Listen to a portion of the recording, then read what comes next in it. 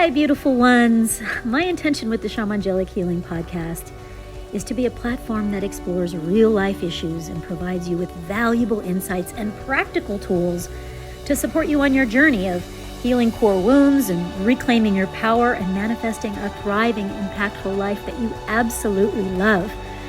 You see, it's my dream to inspire millions to shine. So if you find these topics valuable, please take a moment and share the podcast and leave us a rave review. This helps the podcast grow and reach the people that would greatly benefit from these insights. Thank you so much for tuning in and investing in your personal development. I'm right here walking this journey with you. So let's dive into this episode. Thanks for tuning into the Shamangelic Healing Podcast. We have a special guest for you today. He's flown in all the way from Peru, Peruvian shaman, mystic guide, spiritual teacher, dear brother, and collaborator, Jorge Luis Delgado. I've known him for 15 years, and we've led 5 different retreats down to explore the treasures of Peru, from the Sacred Valley all the way to Machu Picchu.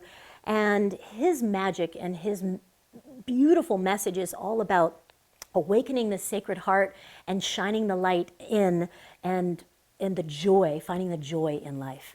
He's known as an expert and a mystical guide on the History Channel and also on different documentaries about being an expert on the sacred sites in Peru. And just a beautiful soul that brings the Incan teachings to everyday reality.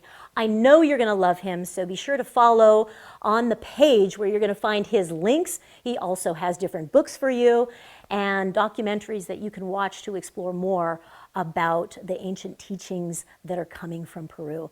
Also, check the show notes for a special gift that I have for you, which is a guided animal spirit journey. So let's dive into these beautiful teachings with Jorge and I. Welcome to this episode of the Shamangelic Healing Podcast. I am so divinely honored and grateful to have a dear friend, colleague, mentor, and teacher all the way from Peru here with us today, Jorge Luis Delgado. We've known each other for 15 years and led 4 retreats down with beautiful groups to the sacred experience of the treasures of Peru and the sacred lands. And thank you for coming here to Sedona. And it's always a pleasure. It's a great honor for me to be again in your presence and in this beautiful Sedona. And I think this is just a blessing to remember each other. Yeah. The first time we met was in 2005 in Lake Titicaca. I was having a birthday journey and I wanted something soulful and unique, and you ended up, for some divine reason, being my guide. And we had this wonderful time exploring all around Lake Titicaca together, and to the doorway of the Ramumoro, the sacred doorway. Yeah. Mm-hmm. And the ability for us to connect at a soul level and speak a common language about the heart, about consciousness, and about Mother Earth was just such a beautiful remembering. Oh, yes, I remember like it was last week. Yes. Because you bring something very special, you know. Yeah. Your light, you know, your contribution for understanding, for the awareness is just amazing. Right? And this is something we share. And it was wonderful to be on the receiving end of somebody who spoke my language and was able to share and expand my awareness so deeply and so heart-centered. And so here we are again. And I think that's the reason why we decided to co-facilitate retreats together, blending our wisdom together. And every group that has come has so deeply loved and appreciated your medicine, your wisdom, and your beauty. And so, my dear brother, let's dive in and share with people today. By the way, for those watching, I'm all dressed. We're both dressed in our Peruvian weavings.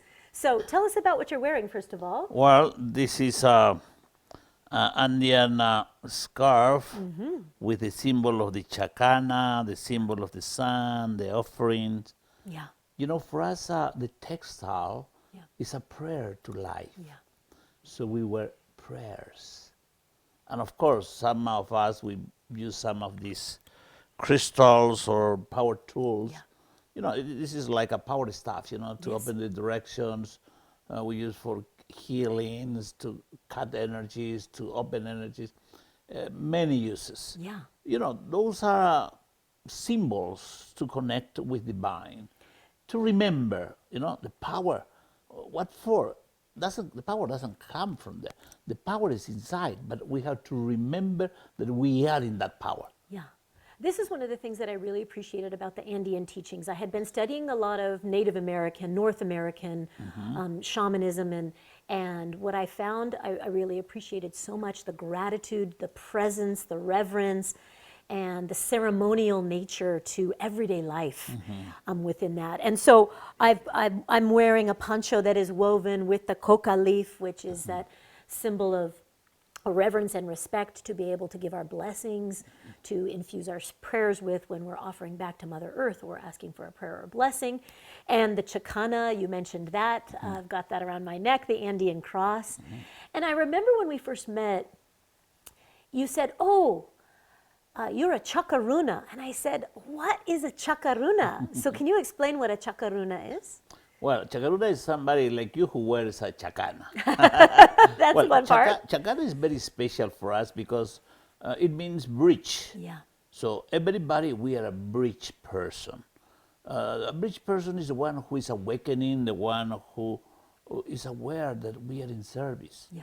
Because if we understand that we are love, we understand that there is no love that's not in service. So all love is in service. And what does it mean, that service? Is to bring your contribution for the evolution of life. Yeah. So a chakaruna is a bridge to bring from the inner sun to the outside world. Right. Is the one who delivers the message from the mother to the father. Right. From the father to the mother. The one who bridges the night and the day. Well, it follows many aspects, Right. I appreciated that because we're bridging northern philosophies of shamanism with southern, and then eastern philosophies and principles with western, and spiritual with everyday life. And so I really appreciated that chakaruna. So I'm wearing the Andean cross, which is called the chacana.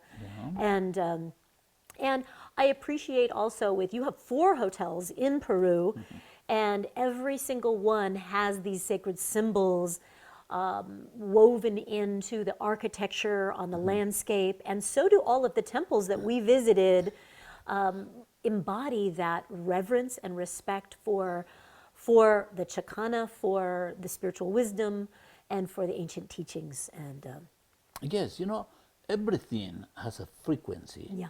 And all those symbols are electronic patterns. The vibration, it creates a very powerful space where we can manifest the synchronicity of the magic. right. So every space, even a house in the old times, it was built with the intent of the heart. Not only the intention, the intention from the mind could be, focused in something specific. Everything from the pre-colonial time had many aspects because everything is multidimensional. So everybody is multidimensional. So if we are really connected, we are not connected only with this reality. So when we understand that we are multidimensional, we have to dance with all these dimensions. So how do you do that if you believe only in one dimension? Right. This is this mind expanding awareness that we are multidimensional beings. And what does that look like in everyday life when when we go to a sacred sites like Machu Picchu? We might be able to feel that mystery, or coming to Peru, or coming to Sedona and the vortexes, we might be able to sense that there's something else going on, or the veil between us and the cosmos begins to thin, and that awareness becomes more known and realized. But how do we do that in everyday life to acknowledge and begin this process of understanding that we're multidimensional beings? And how does that look in everyday life? Like, where do we start? Well, the most important is to use the key that you have. The key. Yes. And the portal is in your heart. When you open the inner sun, when you open the resistance around your heart, you have ready the portal to feel. You're ready to start to open the different veils that separates the different worlds. When we start to feel that presence, that light in our heart, we start to connect. Because it's not really about you receive an initiation, you receive the blessing there or whatever. It starts in yourself. You can be in the most amazing place, but if you don't see yourself as a light being, as a multidimensional being, as a divine being, as an eternal ray of light, you know, that nothing happens. Right. You don't see the possibilities. You're not aware of the synchronicities. You can't feel the connection. Exactly. Thank you for that, because I think you know that brings awareness, because even those of us that are at times aware of that forget that sometimes. You know, we you know, we're in traffic, or we're playing a story, or we've been triggered into our emotional body, and we forget that there's so much more to connect with in that moment, instead of, you know, the contraction around our heart. Yes, of course, you know, we are where is our attention. Where's our But it's important to be aware where is our attention, but where is our intent. How we set the intent. We start at the very beginning of the day. When we awake, what do we remember? Most of the time, what we have to do. But when we go to the inner sun, to our own light, we are starting, we are setting how we want to experience the life. Because, you know, we have the intention of the day, but sometimes with the intention we have too much tension. But if we just surrender to that light and we put in the hands of the Divine Mother, the great Pachamama, if we put in the hands of the Divine Father, the great Pachatata or Pachacama, just the names, it's the same Divine Father, the same Divine Mother, is when we know that we have the support from the highest consciousness.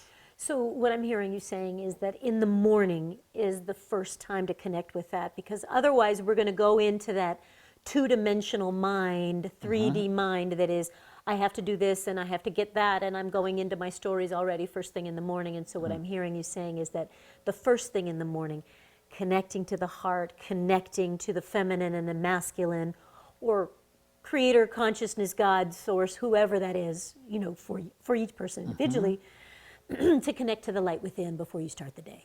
Yeah, you know, the easy way really to describe all what you said is just the light. The light. Then we can say many other aspects. We can go with many explanations, but just the light. As a children of the sun, for us it's so important, the awareness of the light. How we see light, how we experience light. Light for us is love. That is in service, and it's wise. So whatever we do in our lives, we apply that light, it becomes extraordinary. You see? You know, this is that principle that we've shared many times, and you shared with me for the first time, and I read it in your book as well. Love, service, and wisdom. Munay Yangkai Yachai. Love, service, wisdom. Exactly. And I appreciate the principles, because then at the very beginning of the day, when you're connecting to the light within, we can be asking those questions. Am I in love? Am I in service? And am I coming with wisdom? And if I'm coming from the mind and the story and the contraction, well, then I'm really not coming from love, service, or wisdom. And so that creates the invitation to go back and go into the heart and go into the light again. of course, even it could be much simple, even if we just feel the light in our hearts, because that light is wise. And as much we see that light in our hearts, we will see in all our relations, because that's the tendency of the humans. We see in the others what we see inside of us. Of course, sometimes we do the practice in the opposite than the light. If we see the light, it's amazing. You start to see in every expression of life, not only in the humans, but if we start to see that light as love, we start to clarify our concepts of love. We start to feel different. We start to change the perception of life. So how we change the perception of life? Yeah. Like how do we know if we're in that place of light or in that place of consciousness? How does that shift happen, and how do we know if we're there or not there? Well, it starts in the heart, in that portal.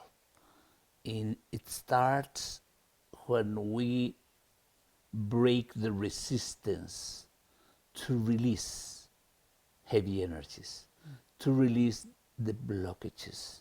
It starts when we start to clarify our histories. It starts when we start to love ourselves. It's really the key. When we use love, service, and wisdom as the primordial keys for a new life, we start to see it is not only a new life, it's an extraordinary life. You know why? Because what really makes extraordinary is that light. Because in an ordinary life, in a life based in the ego, in a life of the individualism, in the life that everything is so mechanical, we don't have purpose. Yeah. It's a disconnection with the soul. Yeah. But when we start to see that light every day, and if we like, we can remark that with a very simple practice, simple but profound. We just face east, and we open our arms, and we surrender to the light. Right. We let the light of the Father Sun touch the inner sun, and we close our eye and we see how the inner sun starts to shine and gets all the cells, all the glands, the organs. Remember, the problems in the physical body, in the different disease, is the absence of that light. And as much we experience the light of the Father Sun, we start to feel that light is love.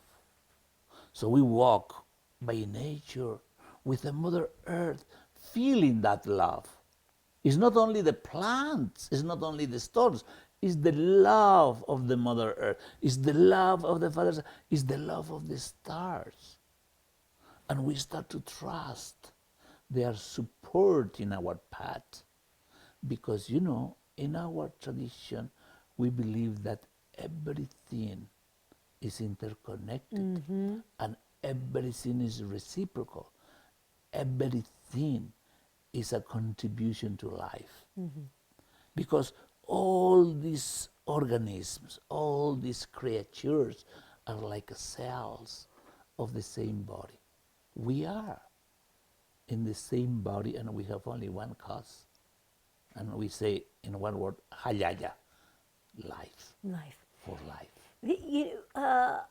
We did this solar practice when at different times during our retreats, is to rise with the sun and to welcome the sunrise and take it into our eyes, take it into our heart, breathe it into our body. And that was one of our practices. And many ancient cultures have come from that sun gazing, sun gazing, sun worship, sun presence, sun bathing, to be able to energize the immune system and awaken the heart and amplify the physical body, the energy body, the light body. And so you're giving us a wonderful practice, a reminder, a practice that many cultures before us have said yes to being barefoot on the ground and connecting to that. So not only to the earth energies, but also to the solar energies to enhance our immune system and strengthen our light bodies. And this concept of us all being connected, and I think this is so valuable. And I think in our modern culture here, at least in the West, and in many places globally, we have become disconnected from the sun cycles. We rise after the sun, or are staying up super late, or we're not barefoot on the earth, and we're inside a car, on disconnected from the earth, inside a box, inside a house, inside a building, and then inside a car, inside a building, inside a house again and again, and disconnected to the rhythms of the sun and the seasons and the moon and the cycles, and also disconnected from nature and fresh air, and also from Mother Earth herself. And I think that's created a lot of dis-ease or disease that we're experiencing in our physical and our community body, because we're disconnected from some of those things that we're actually really deeply at a soul level needing to be related to. Well, there is nothing is more evident that life is thanks to the Father, Son, and Mother Earth. Yeah. What else? Right. Without the sun, there is no more life. Right. With the Mother Earth, there is no more home. life. No home, and there is no food, there is nothing. But how we are reciprocal with the Mother Earth. Lately, Son. Not very nice. I think humanity has had, as a culture, as humanity, we, a lot of us have become disconnected, taking for granted the gifts that we receive from Mother Earth, and just taking, and where there isn't that reciprocity, or the term that you use, aini, the reciprocity, which is like when something is given to you, then you give back something, that there is an equitable exchange. And with the way we've been treating the planet, it seems like there's more take than give. And I appreciate with the teachings that you brought to my awareness, and that shamanism has brought into my awareness, is this level of respect and appreciation, and let me give back gratitude to Mother Earth. Let me plant some seeds. Let me say thank you. Let me give a blessing, a despacho, an offering of my gratitude to the blessings that I've received, for meals, for a home, for fresh air, for sunlight. And we take, I think, for granted a lot of these everyday things that ancient cultures did not take for granted. They were grateful for food, and grateful for sunshine, and grateful for everyday blessings that today we kind of take for granted. Yes, of course, this is very important. But there is something else. Always we can give a hand to the Mother Earth. What is the dream of the Mother Earth? What's the dream of the Father, Son? What is the intent? Sometimes it's not easy with the Father, Son, because he's already shining. He's already not expecting anything in exchange. But always we can give a hand. To give a hand means to shine as a ray of the sun, to bring the awareness of the light, to bring the new day into this cycle. On the same way, in the Andean world, we don't have the word work. In Quechua, in Aymara, in Pukit, no work. So we don't work. But we have Yankai. But it's not work. Because in a way, work is a kind of punishment. Yankai is an opportunity to bring your contribution, the opportunity to bring your gifts, to bring what you are.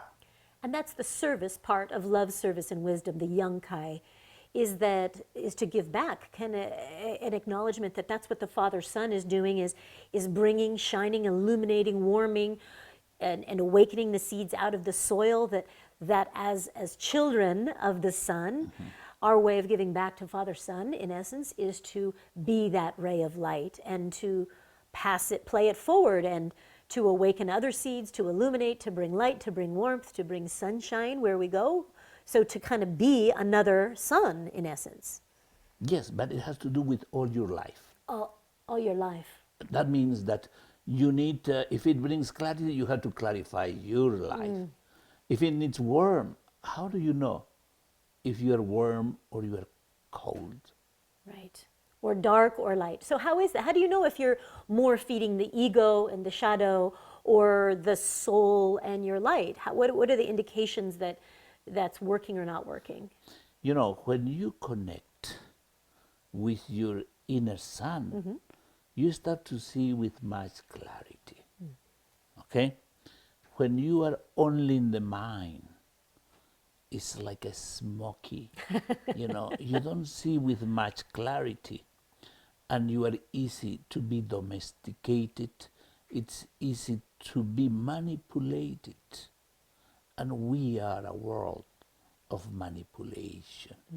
So we are not free. They told us how to be happy, and it's a fake happiness. They told us how you become important. How important is to be that kind of importance? The importance really is to be happy from the inner sun, from the spirit, because our spirit is always happy. There is no spirit that is not happy, and is always happy. Happy with no reason at all. Only in the mind we are worried, even with no reason at all. Because sometimes we need to be really worried, really unhappy to feed the heavy energy body that we create in the emotional body. So it's very interesting your question, because when we experience life only based in the ego, we think it's all about the success. It's all about the material world. And we forgot that we are life.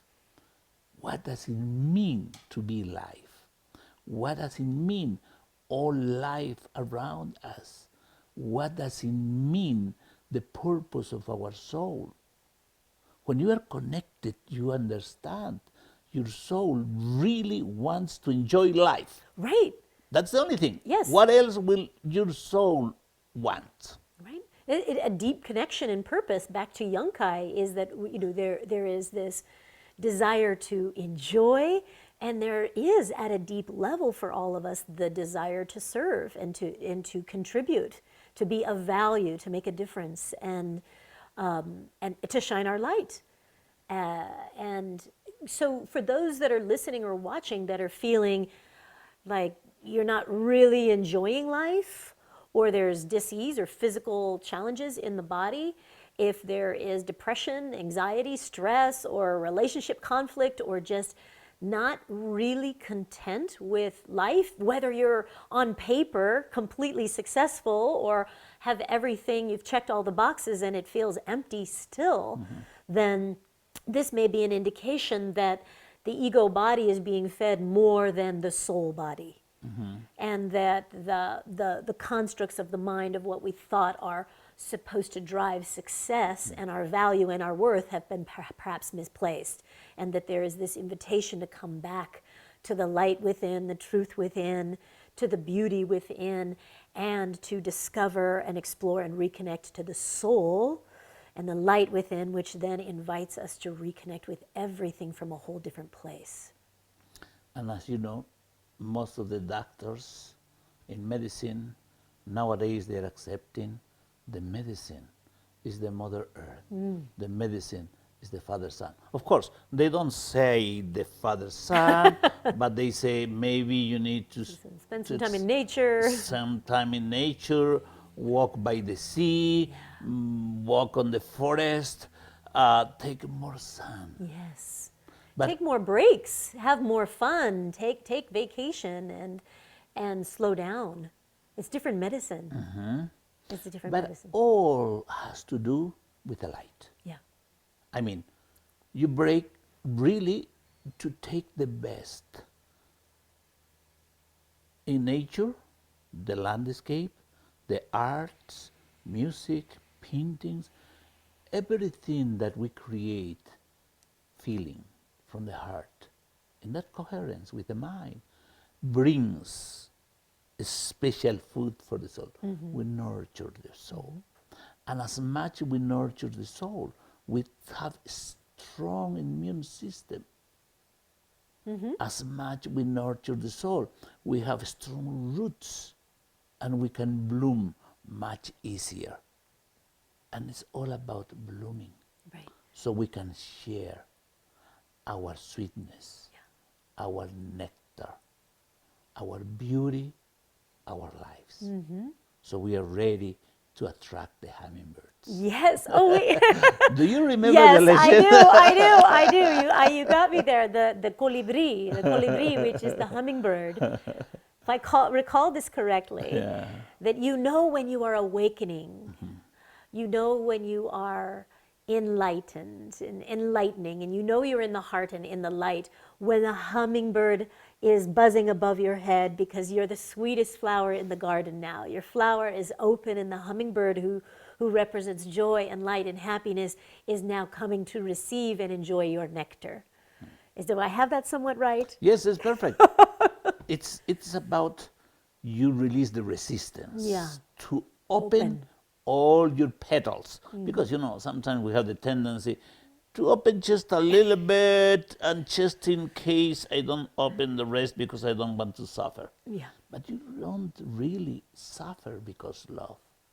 You suffer because the ego. And as much we understand that, we just surrender to love. We just surrender and trust to our nature, the nature to be that light. Right. And that light is love.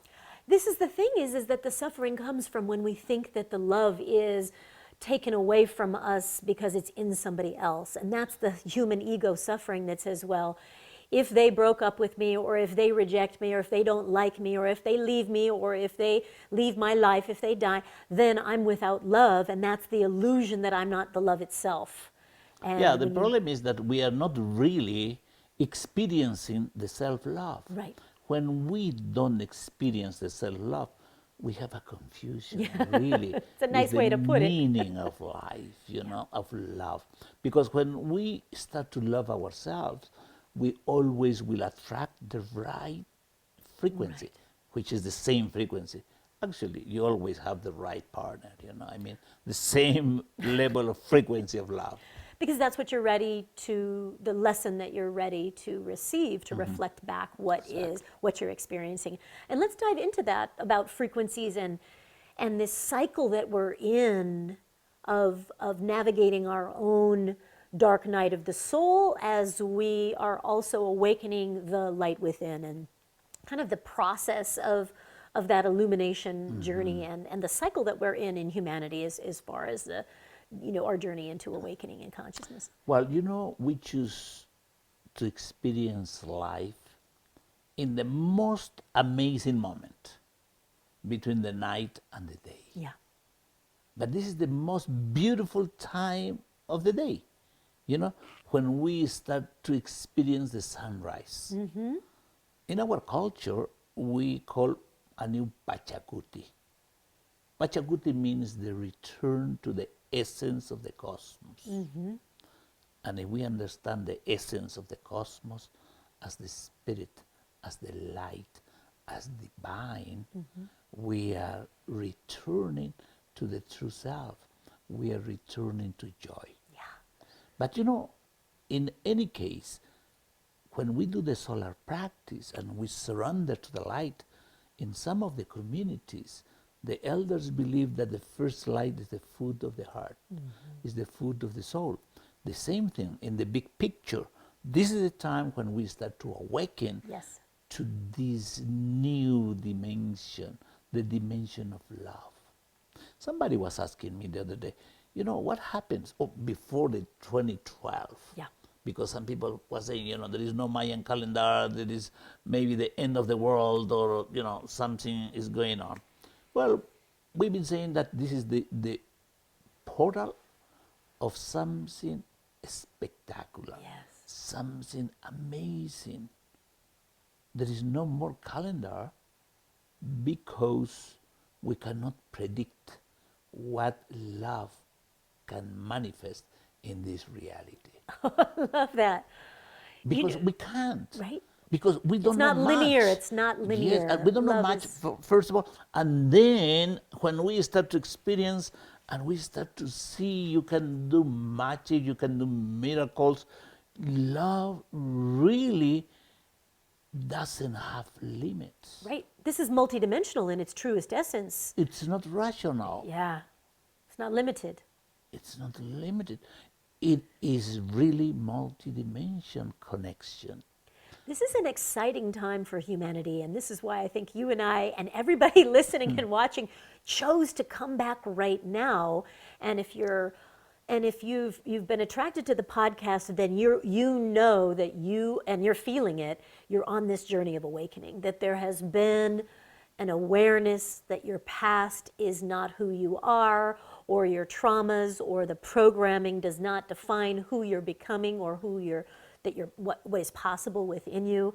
And we're in this cycle, it feels like, navigating out of our darkness, and we're in that time before the sunrise, and it gets the darkest before dawn. And so for those of you that are tuning in, just acknowledging the challenges and the shadow work that you're doing in order to dissolve the walls, the limitations, the darkness that is keeping your light from shining.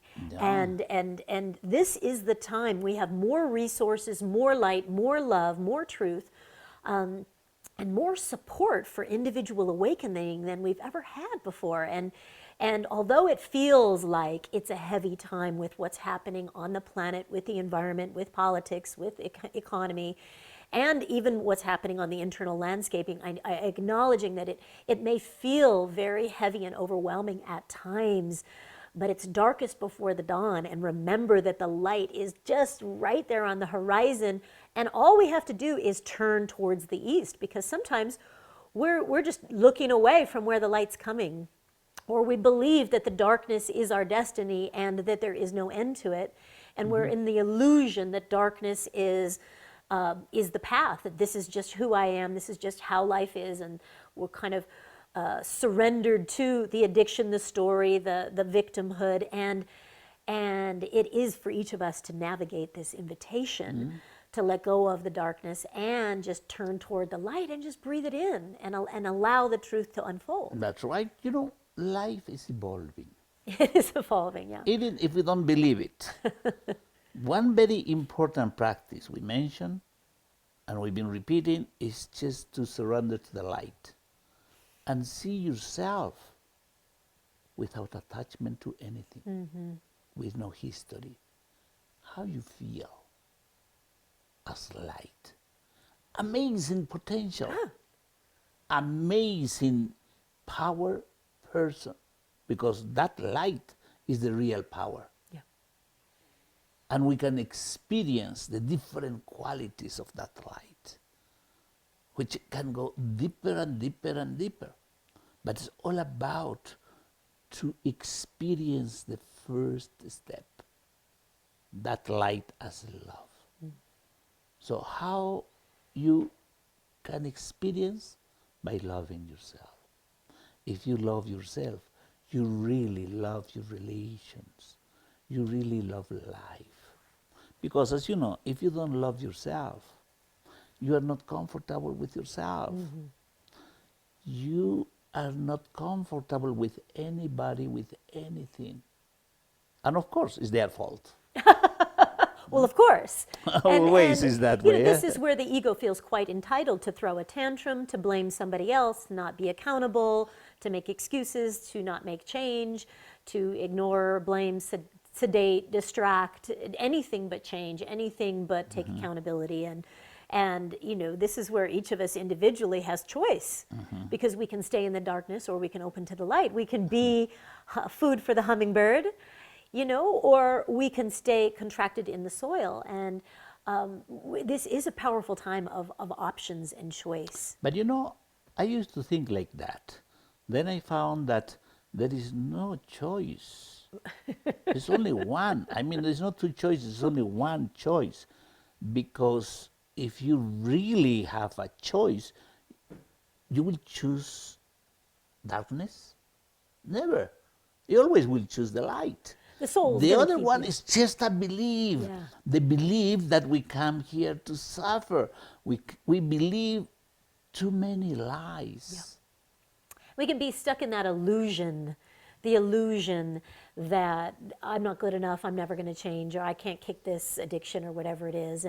And the thing is that we can be in a romance with that illusion for however long, until the suffering gets great enough at the soul, and the truth and the light is just going to keep knocking over and over and over again, and it's the invitation to awaken and open. You know, this amazing institute, the Heart Math Institute. Yes, Heart Math Institute. Yes, They've been measuring, Yes. the human mind and the heart and all of that. They found that 90% of the human thoughts are negative thoughts. 90%. Negative thoughts. Right. And we believe them 100%. They must be right. So we believe, in lies. Right. And that awareness, just that truth is bringing light to a dark truth. That, wow, my thoughts, my daily thoughts, what I believe in, my unconscious patterns, and what is making my choices is based in darkness. And just with that awareness, then we can, with the morning practices, just bring into the heart, bring into the light, so that is guiding. Instead of these 90% of lies, let's increase the percentage from 10% of truth to a lot more truth and light that's guiding our day. This is very important. Yeah. Because this is the way when we ask ourselves, if I am, as a children of the sun, children of the sun must be warm.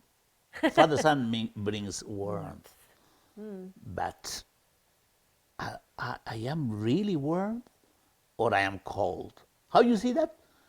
In the self-conversations. Yeah. If I have warm thoughts or cold thoughts, About everything, right? warm Wouldn't that words be about or self? cold words. Right. How is the affection with myself and with my relations? And we will see something. All the cold thoughts, cold words are just in the mind. Most of them lies. And all the warm words always comes from the inner sun. Always is the truth. Oh, I love that.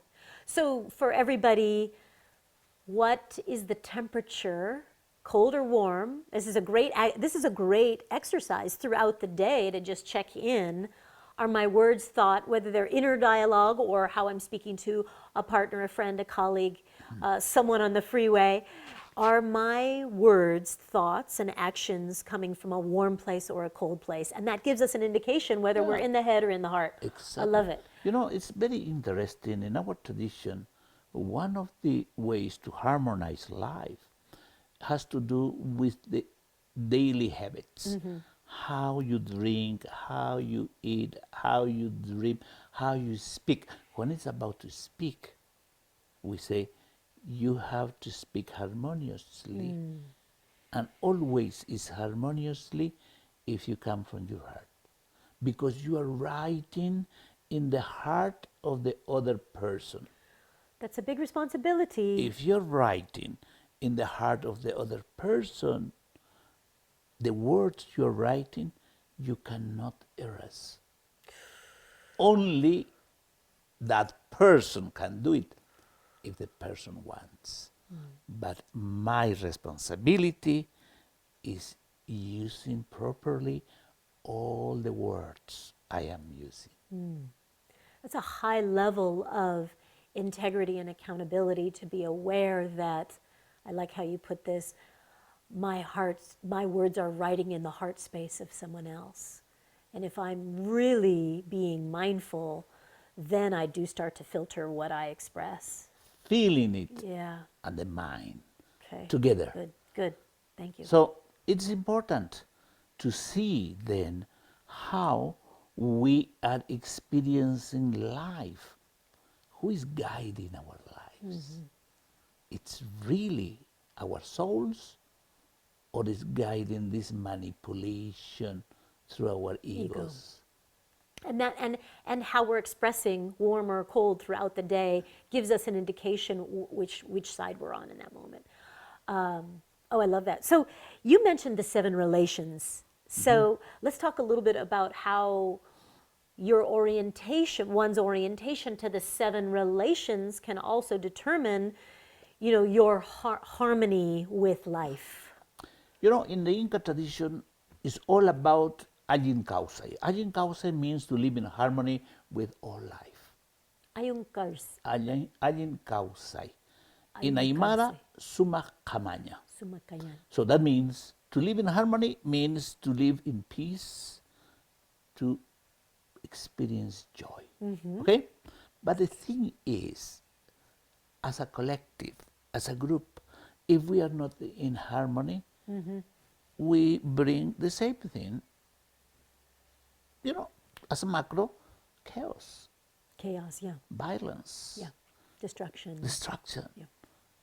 So, the most important, to live in harmony. But in order to live in harmony, that means you are evolving, you are growing spiritually. But how do you know if you are growing spiritually or you stuck? Right. Well, and we can look at if we look at how we're doing as a collective humanity, where we're not in harmony, this is where war is happening, this is where disease is happening, this is where the environment, pollution, we get to see this is where we're not doing so well. And in other places in our community where we're helping each other out, where there's a lot more support for the environment, where there is support for people that are experiencing difficulties, we get to see humanity coming forward, and we get to see different aspects where we're being harmonious, or different people, or in different ways, and in other ways where we're not. So can you break down for us those 7? So that way people can kind of say, hey, I might be harmonious in one area and not in another, that might be contributing to their overall well-being. We try to be harmonious in some things because we learn something, but something is missing there. It's missing that light of the consciousness that makes the whole difference. Yeah. So we see it when we understand that light is love. That's in service and it's wise. So the question is, how is your love, service, and wisdom with the first relation, the Mother Earth? It's the first one. Number one. What is your Are you in a harmonious relationship with Mother Earth? Number 1. Well, some people say I don't have any problem. Well, sometimes the reason is that we ignore it. We don't have any contact. Yeah. We don't have any opportunity to be grateful. Yeah. We don't have any opportunity to give a hand to the Mother Earth. One of the most beautiful concepts, one of the elders told me one day, was planting. And I was asking, but these kind of plants will not have enough product. This is no matter. I'm not really about the product. I am weaving this time. Wait a moment. What do you mean by weaving? By planting, he was weaving, and he says, the cloth of the Mother Earth. Weaving the cloth by just planting a plant. Yes. Not necessarily one that is going to make a tomato or bring a flower, not one that has another purpose for me, but just to give back. To bring the most beautiful cloth of the Mother Earth. We don't want to see the Mother Earth naked. But that brings so much awareness about our relation with the Mother Earth. It's so important that each of us, we plant something. Yeah. Some plants, some arbors, some trees. Yeah. So important to have a connection without shoes with the Mother Earth. This is really important in the grounding principles. A lot of the biohacking is coming back to a natural ancient practice of walking barefoot, to connect with our first relation, Mother Earth, but also for the health of our own body as well. It's anti-inflammation and it supports the immune system, but it also connects us to the rhythms and the cycles and the energy frequencies of Mother Earth. And so I love this. Walk barefoot, and are you planting things?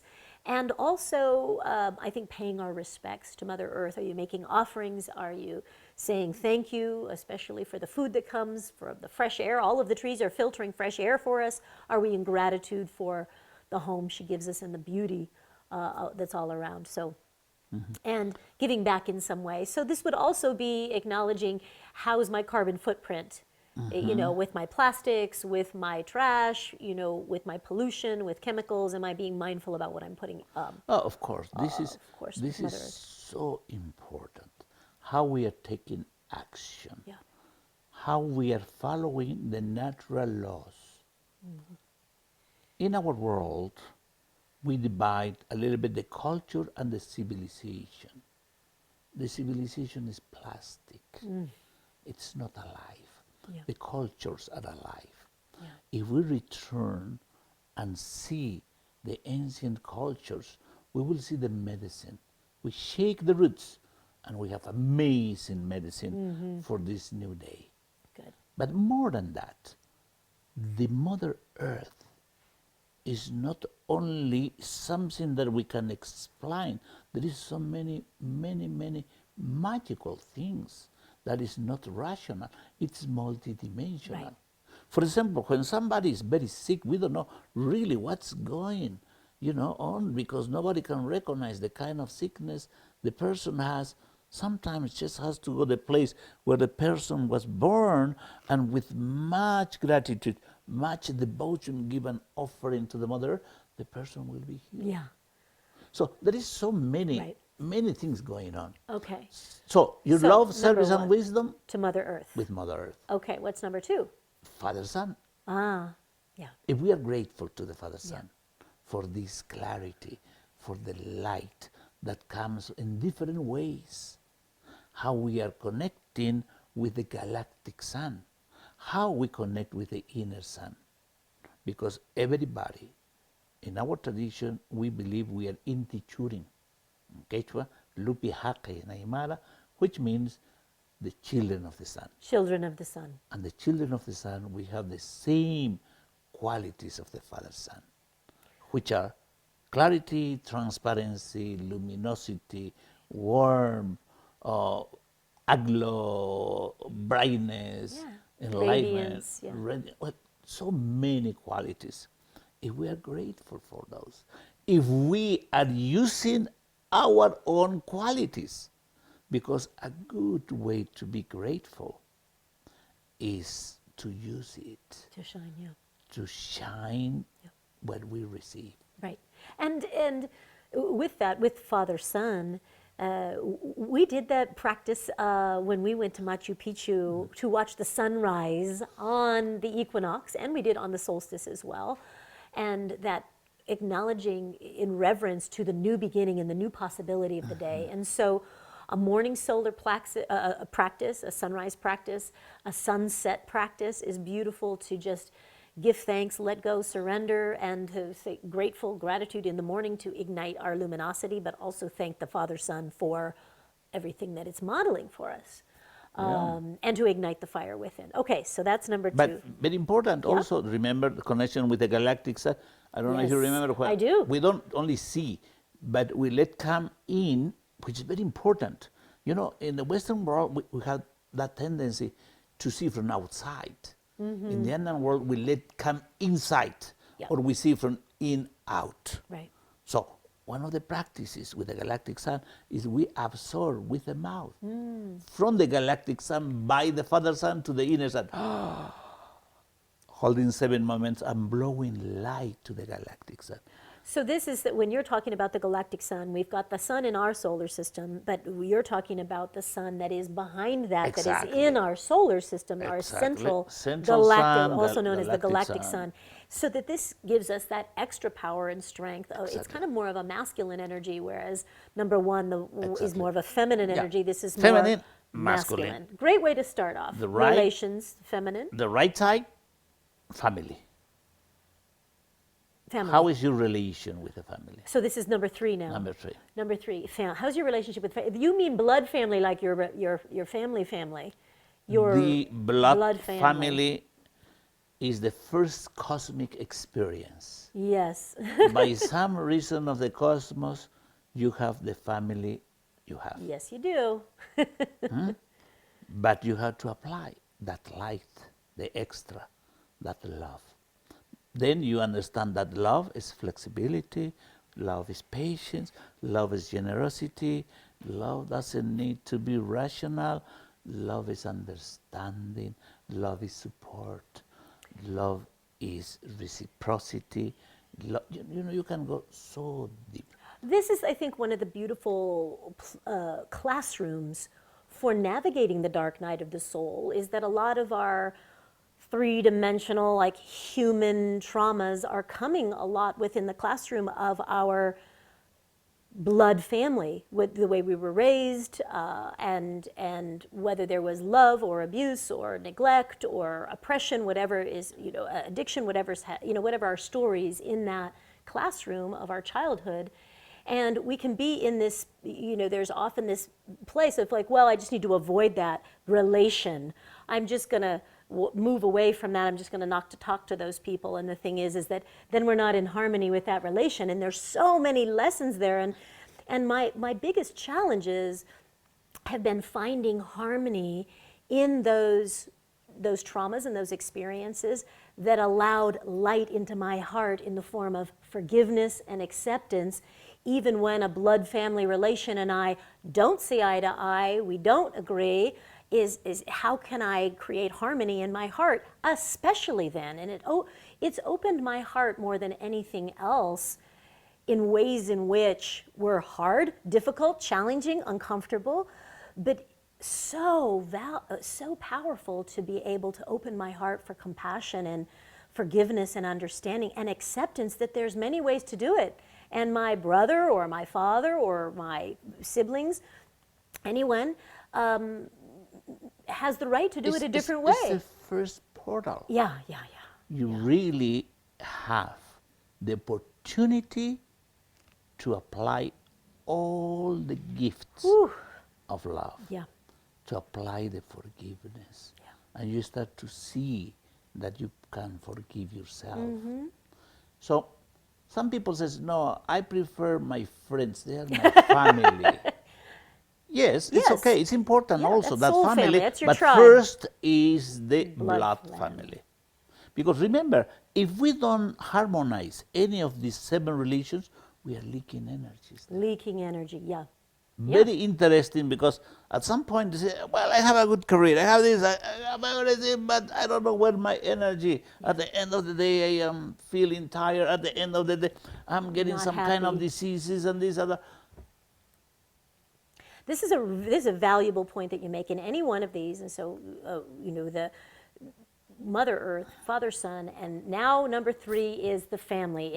Because if you're not in harmony with that aspect of your relation, even if you're not getting along or you don't see eye to eye, to come to a harmonious place in your heart about it. At some point we do it. Yeah.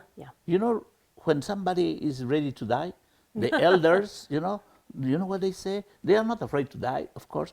And the first thing they say, okay, call all the family. Yeah. Call the neighbors. I want to fix all my life. Right. But we don't have to wait until don't have to wait.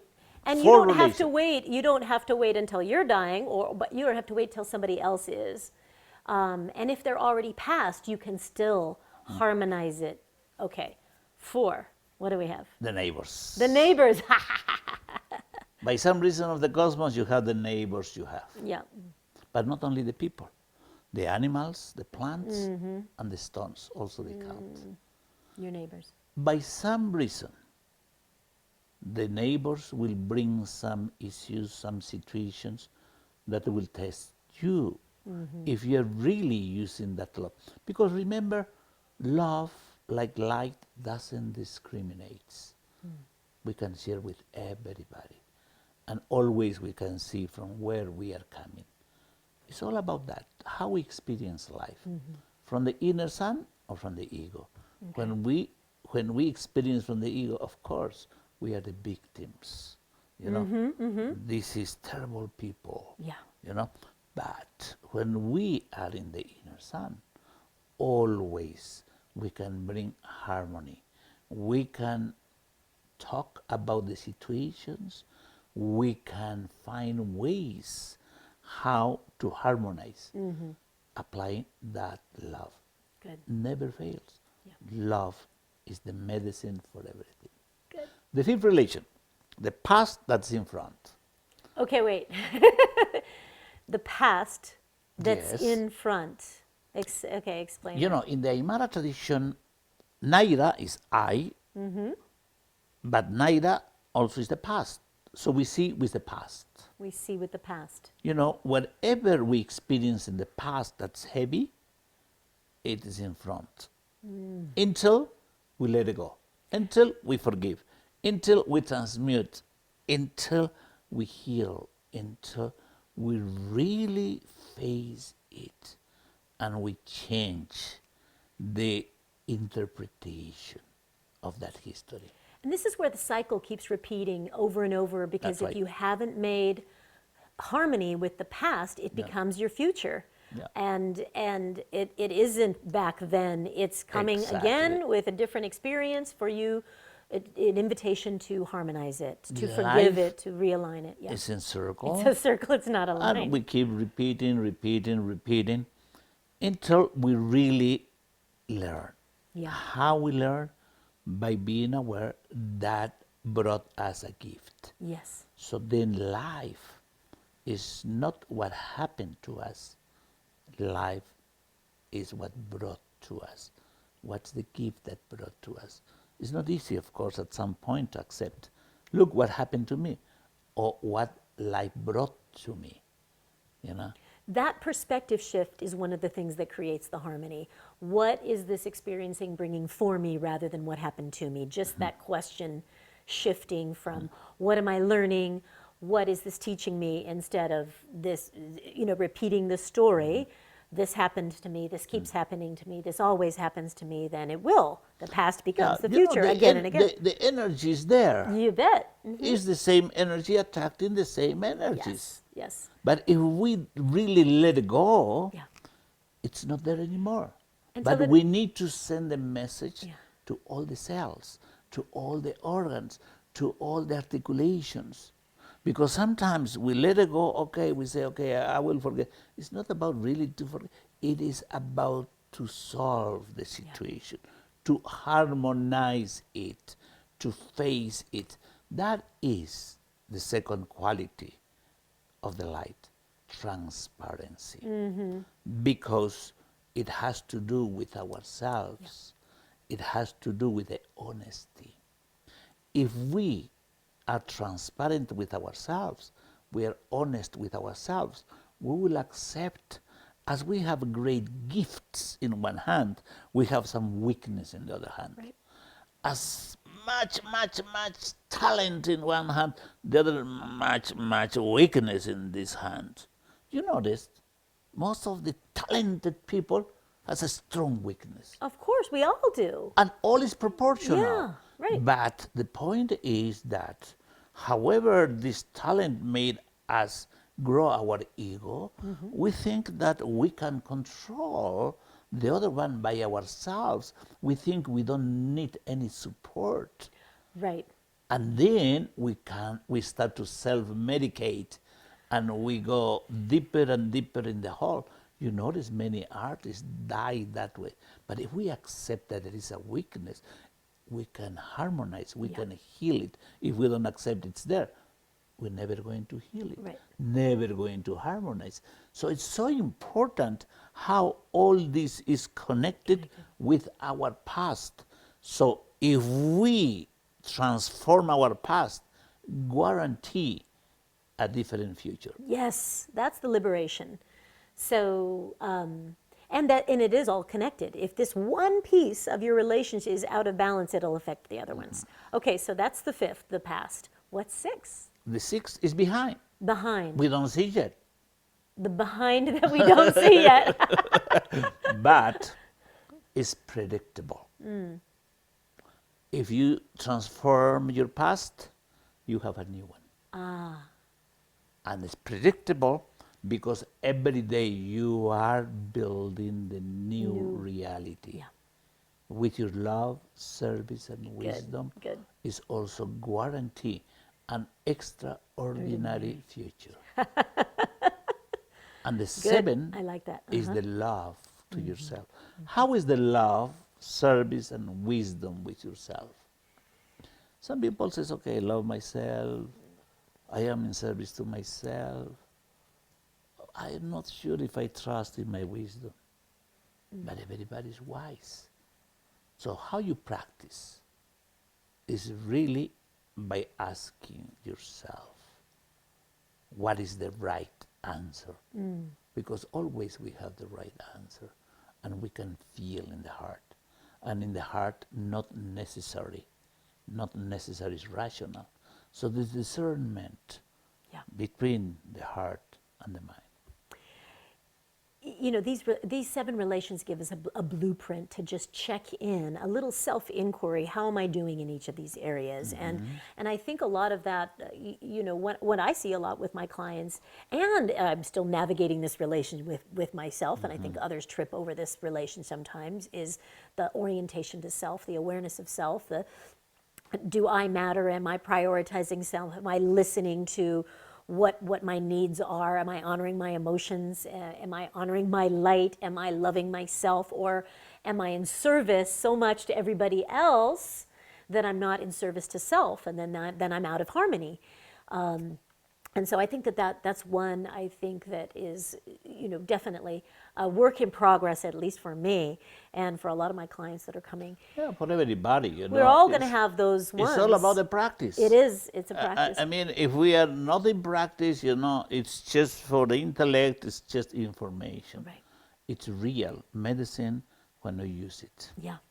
And, you know, with that, I think I appreciate that in our journeys where we've taken people on the land before, where what you do in Peru, what I do here in Sedona, what we have done together is bringing people back to these sacred places within themselves.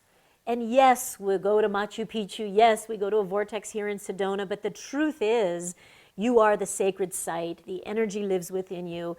The location, the journey, is just an invitation to that remembering that it's inside you always.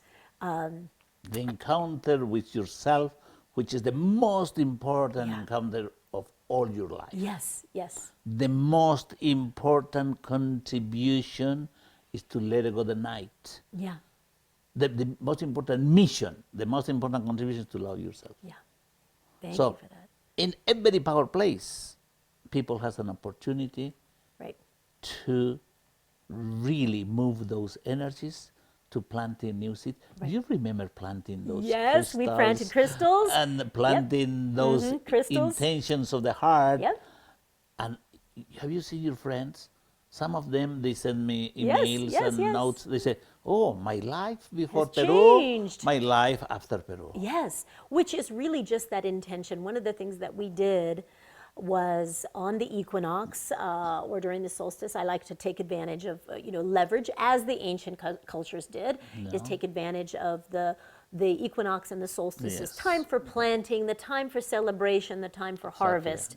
And that's what we did and I'm doing that again for the equinox here, the spring equinox here in Sedona. We're going to do that here, where we're planting crystal seeds of intention into the soil, giving the minerals back to Mother Earth that we have taken in the form of food or in the form of crystals. And that when you place a power intention and you're standing barefoot on the earth while the sun is on you and in a power place, Wow. and you start putting your intention out with such clarity and passion, and the fire inside and the heart aligned, magic starts happening. And that's what That's you're the talking intent. about. That's intent. That is the power of intention. Not just saying, oh yeah, I want this, or I'm going to do that, but really in alignment, that's where the magic happens. And I've had this experience with you in so many beautiful places, and one of them where we first met, I wanted to just share just a quick moment before we wrap. that you have a wonderful sacred location in Lake Titicaca. And one of the places that we went to was the Sacred Doorway. And you've been on the History Channel on documentaries about this. You're the resident expert about this particular Stargate, this kind of interdimensional portal which we experienced together. This is called Ramumuru, on the edges of Lake Titicaca. And so if that power place calls to you, let Jorge know. He'll or someone in his company will support you with an experience there. Can you give us a little bit about that portal? Well, Because I think it's a powerful place. one of the amazing portals in the world, in ancient alien programs, Yes. you can search about it. The title they put is Ahayumarca, the portal of the gods. Yes. And in this portal, many of the theorics from ancient aliens, they talk about it, and everybody's agreed that's interdimensional portal. I felt it. And when you go there, it is a great opportunity to open yourself. Because in reality, the old name of this portal is Wilka Uta, which means the house of divinity, the house of the light, the house of the sun.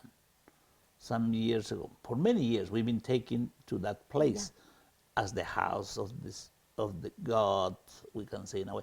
But in the 2011, I was asking to a big group there, what is Wilka Uta? Some people was pointing the doorway. It's here in the heart. It's all of these portals, whether we've been at Machu Picchu at the sunrise, planting crystals, or at Ramumuru, or we went to a cave here that was activating a new birth, a birthing cave, and these places are all just portals, which are an opportunity for you to find the light within, and also leave something behind. In that portal, I got shown my fears, I got shown my future, I got shown who I am without my hats and roles, and the doorway told me, you are not your business, you are not your role as mother, you are not all of those, that you are more than that. That doesn't mean to walk away from business and family, but it's just a reminder that not to be defined by the ego's attachment to those roles and hats that I wear and that I play, that to a remembering and a non-attachment to those things as they dissolve and evolve over time. You described it in a beautiful way, because it really tells you your potential is way more than you think, than you expect, and even what you manifest in this reality. Exactly.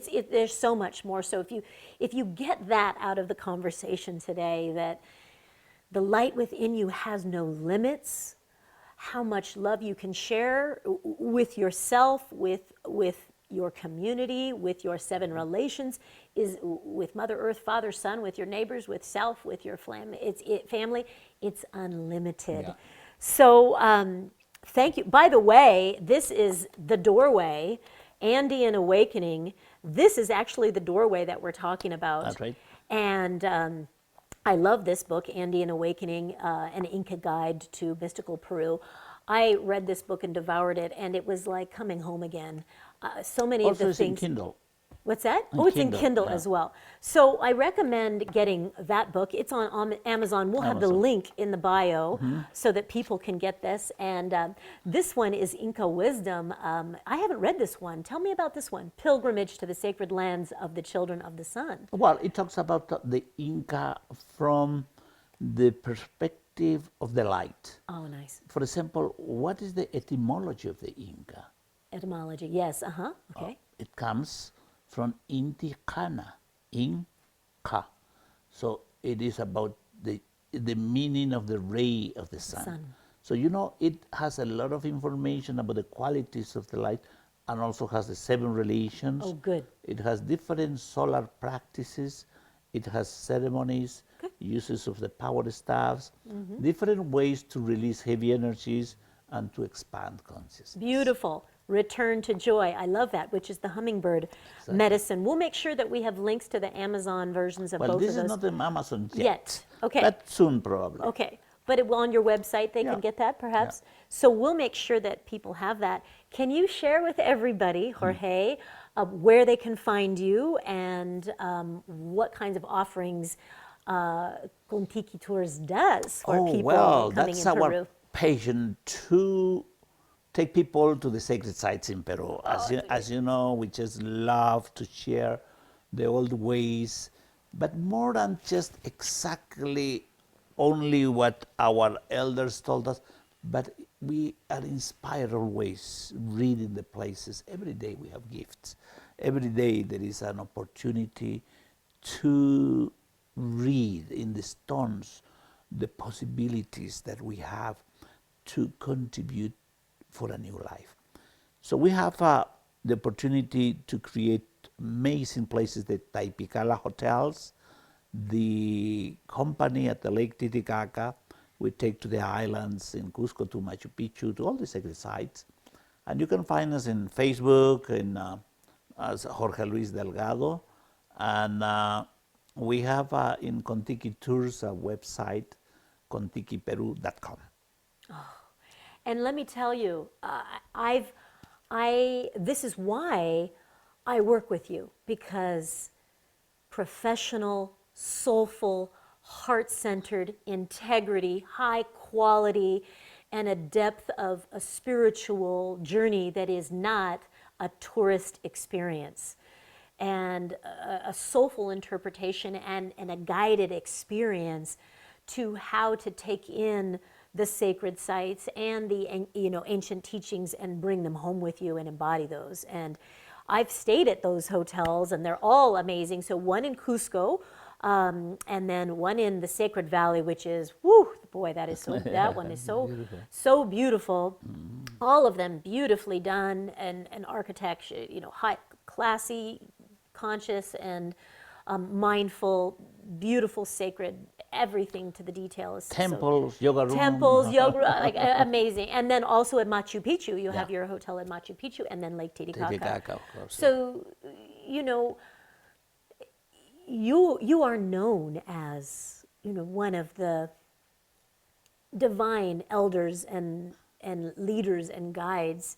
And when they have the gatherings of the elders, you've hosted those. You're the one that represents Peru. When they have the gatherings of the elders, who's sitting here is the one who hosts those, and he represents Peru and the Incan wisdom teachings so beautifully and so well. And thank you. It's a great honor. So I highly recommend that everybody go, if you are called to Peru, go visit his website, and they will tailor an experience for you individually or your family, or if you want to bring a group there. I highly recommend working with Contiki Tours because, and most importantly, your heart is in every hotel, in every tour, in every experience. Thank you. So generous. Thank you. So anyway, thank you so much for tuning in. As always, you can find me at shamangelichealing.com. So if you're called to Sedona, then come and visit me here for sacred site tours here in Sedona. And when it's time, when we're called to make another offering, which I feel we'll do something fabulous. Anytime.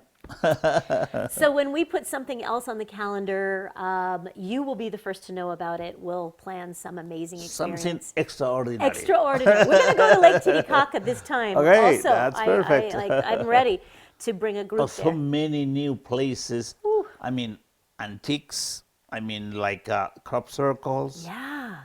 It's just amazing. Yeah. What's going on nowadays. Right? So. We're with the king here, and we get to go places that other people don't have access to. So, so grateful. And thank you so much for tuning in and exploring some of the shamanic wisdom teachings that are coming from Peru and the ancient elders and the Incas traditions there. We hope you enjoyed this. If you found it valuable, please like it, share it, give us a rave review, and let other people know about the podcast.